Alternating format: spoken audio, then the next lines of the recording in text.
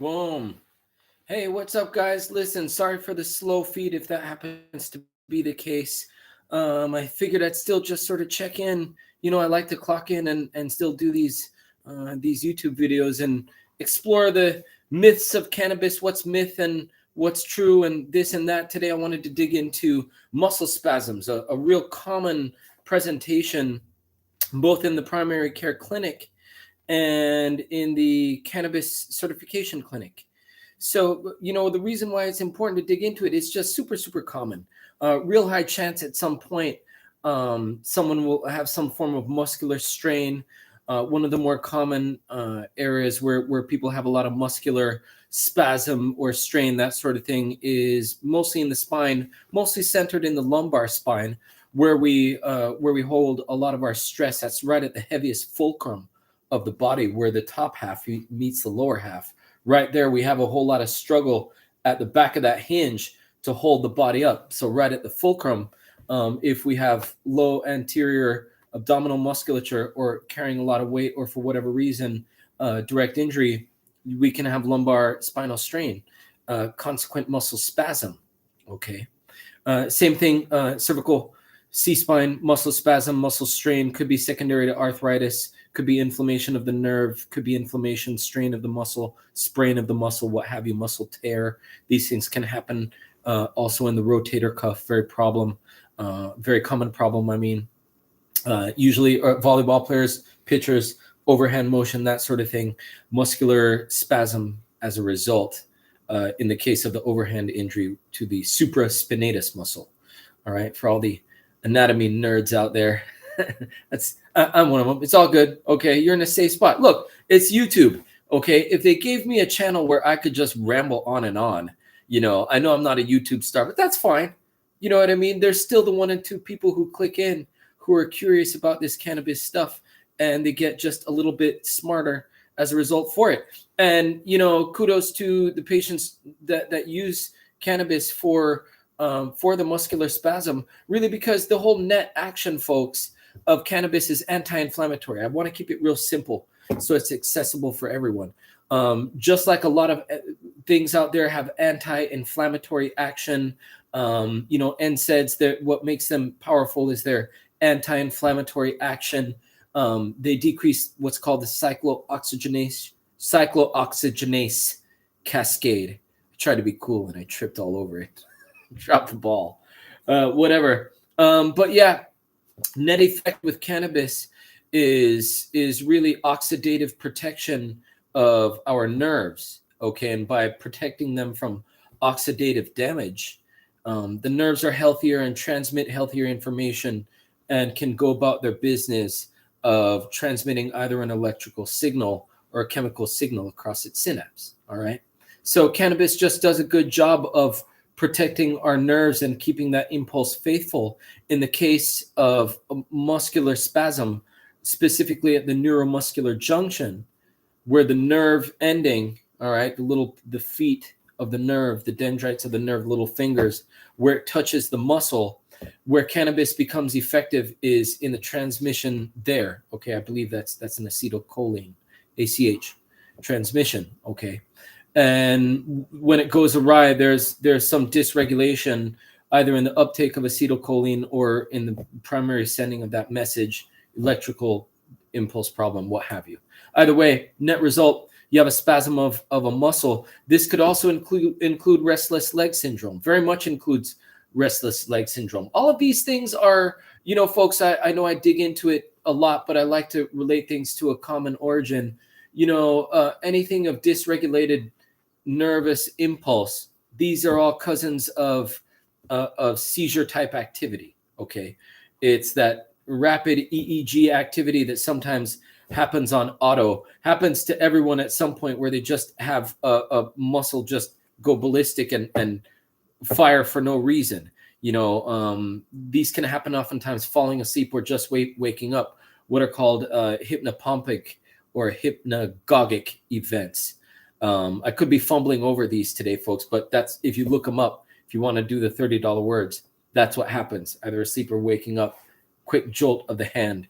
You might, inadvertently pimp slap your partner backhand style, which is not nice. I'm not condoning that, although still quite funny. Anyway, I'm not condoning violence here, folks.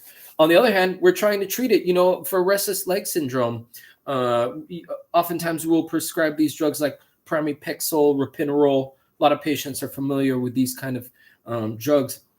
Cannabis usually added on as an adjunct. Patients usually continue these drugs, but oftentimes they'll decide to go with cannabis solely to treat restless leg syndrome because, well, cannabis calms down the nerves even when sleeping. Patients fall asleep a lot better, a lot easier, and hold just a better cycle of sleep order. So very common, it's probably one of the most common things making sleep easier if you consider cervical C-spine strain, neck strain, a lot of tension, even in the absence of injury. Okay. It's the irritation of muscle, the spastic activity of the nerve at muscle junction, okay, that drives a lot of the C-spine strain. Get a little drink of water. I get my yap going,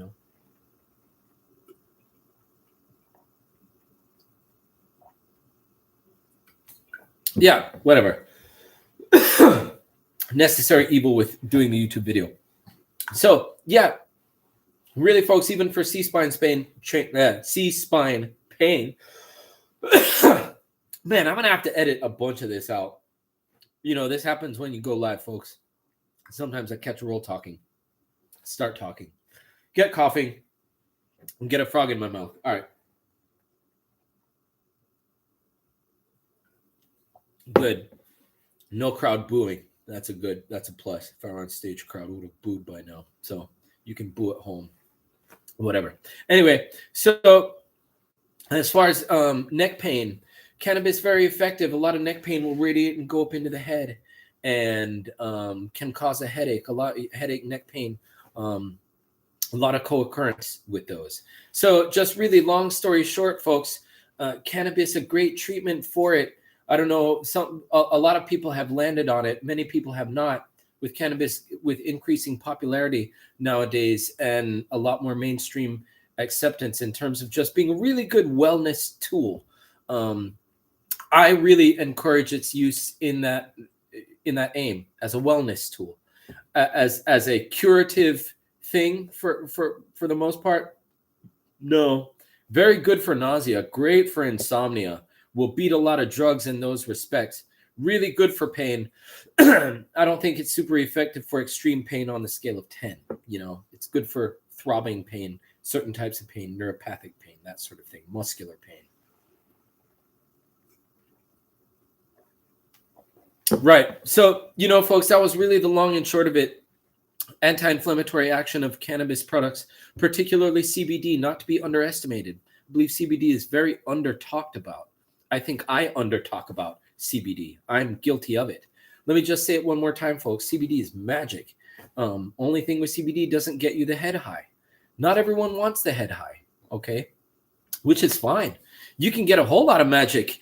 I was telling a patient today, you can skip the medical cannabis physician, if you want to get a lot of benefits of cannabis. No card needed, folks. I won't get a dime. You can skip me all the way. Go find a good source of CBD. Treat it just like any other, regular multivitamin, regular supplement that you take. Supplementing with CBD does great neuroprotective and antioxidant cell protective effects, both the cell membrane and the nuclear membrane. All right, protection of membrane from highly reactive oxygen species and lipid peroxidation. Folks, that's the name of the game.